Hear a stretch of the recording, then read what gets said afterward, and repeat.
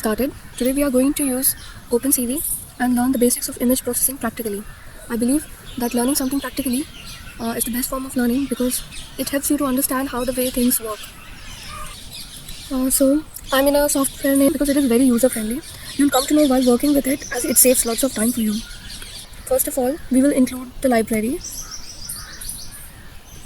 As you have seen, we have included the library. One of the most popular and open source library for image processing is CV2. Now we will take an image. So now we are taking an image. CV2.imread is a function that helps us to take any image from the computer. The first parameter is to provide the address. So here you have to provide the address. This is address of an image in my computer that is in drive E in the file OpenCV and its name is pixel. Don't forget to put the extension. And the second parameter is in what type do you want the image. Like you can put the parameter as 0, 1 or -1. And we will see practically only how different numbers that 0, 1, -1 affect the type of image we inputted. So for now we'll take it as 1. Now we want to see the image we have imported into this file. For that we are going to use a function named cv2.imshow. The first you have to provide the name you want to give to your image file. So I would give it me. And the second you have to provide your image. And here we are done.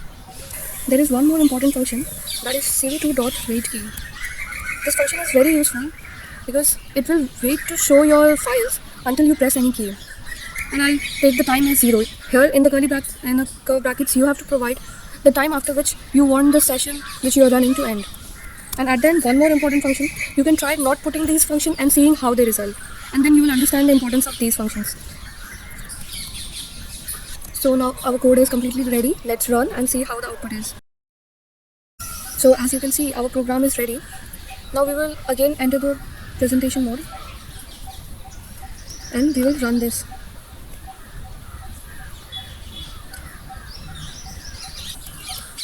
So now when we run the file, we get our output like this. See here, the file name, me, picture name, image name, me, is exactly what we have written here. So now we have done the basic operation of importing an image using cv2.imread.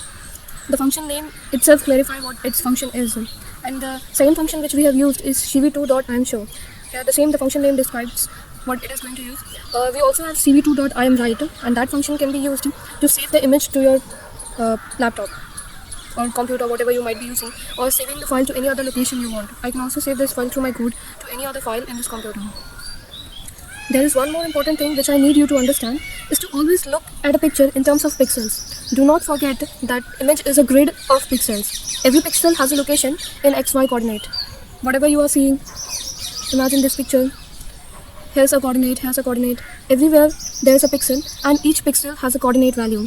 And 0, starts from here, from the leftmost top corner, and it ends maximum on y-axis it is at the left bottom corner, and maximum on x-axis is on the right top corner, or you can say that is similar. So we are going to get maximum value here on right bottom corner. So the important point I was going to tell you is to always look into a picture in terms of pixels, and that would make it more easy to configure it and to make changes and modify the image. And I can show you every pixel on a location has 3 values.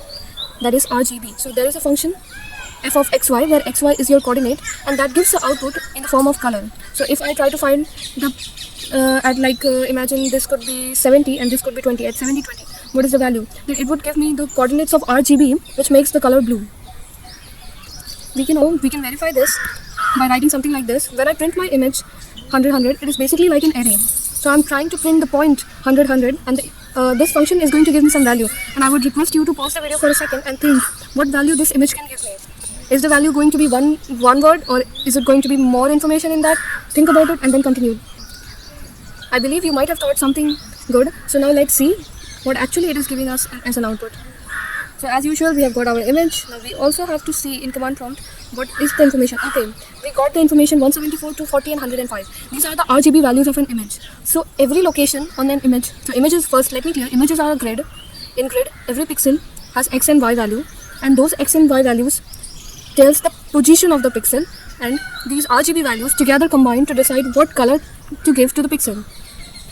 So I will remove this, and now we will do some basic operations on image and see how it is going to help us in the future. First one is, this is going to draw a line. cv2.line help us to draw a line in which the first parameter is the image The second parameter is the starting point of your line, and the third parameter is the ending point of your line. And the fourth parameter is the color, which I have chosen as white. That's why it is 255, 255, 255. If you want to choose black, it is 0, 0, 0. So 0 represents black and 255 represents white. You can also remember it as when all colors combine, like white light, that is 255. And when there is no color present, it is 0. And here 5, I'm describing the thickness of my line. So let's run this. Okay,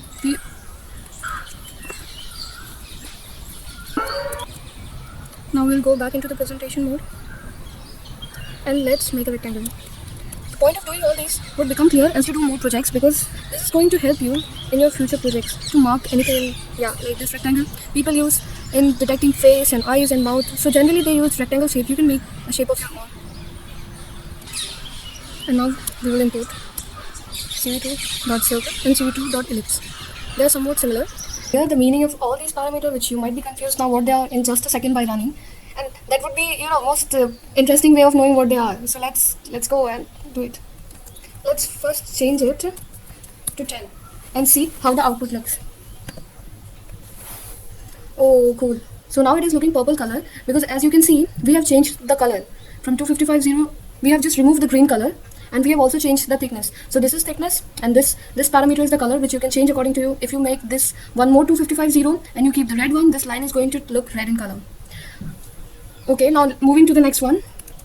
Let's just change. I know this is also going to be thickness, so let's change it to 15. And no, we should change it to -1 and see how the output is. So let's run it. And as you can see, the green box, which was hollow from inside, is now filled completely, and it is looking beautiful. Now you might have understood here, -1 means to fill the shapes, and it will continue both in circle and ellipse. Here all these -1 means you need that we are asking to fill the hollow shape. And as usual in rectangle, this is the bottom right corner and this is the top left corner, which you can change and see how the image looks.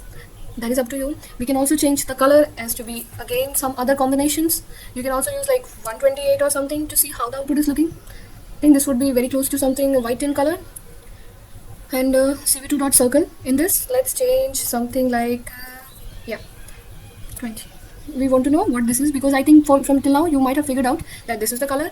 This is for saying that fill it inside. This is the center, which also we can manipulate. So let's try it. As you can see, our circle has gone smaller, and if you remember, we also changed the value here. That's why we also changed the value here. That's why our rectangle is yellowish color. I told you it could be closer to white. And now let's change the position of our circle. So I do not want my center of circle there. I want the center of my circle here. And now let's just run it and see what the change is. Oh, now I got my small circle shifted. So as now you can understand, this is for center, this is for radius. I can increase my radius incredibly what I want. And now dot ellipse. It is a little bit tricky for you to understand, but bear with me.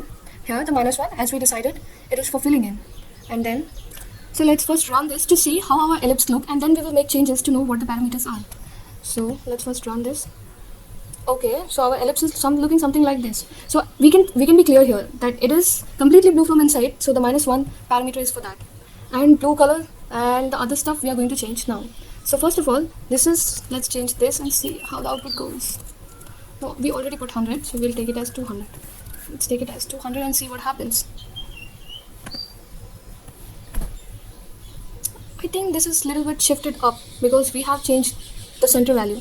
Let's change it to something bigger so that we can clearly see something like, yeah. Now let's just run it. We are changing the center value here. We are changing the center value of the ellipse.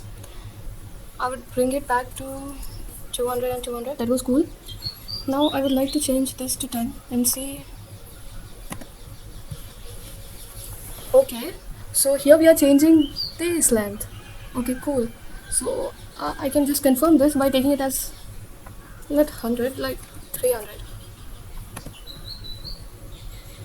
So we are deciding this wala. This horizontal line, which you can see, it is the major axis because it is major in size, and you can decide that by this parameter. And I believe now that if that is that parameter, then we can understand the minor axis by this. So now it is going to make a bigger semicircle. Yeah, as expected, it has made a bigger semicircle because there is imaginary vertical line which you can call as minor axis, and major and minor axis intersect at a center value which we have chosen at 200, and it might be somewhere like here. There is one more thing. Why this ellipse is half? We can try to make this full because I see only 180 degrees, so we can make this full by 360 and see how the output looks. Okay, great. Now we got the point.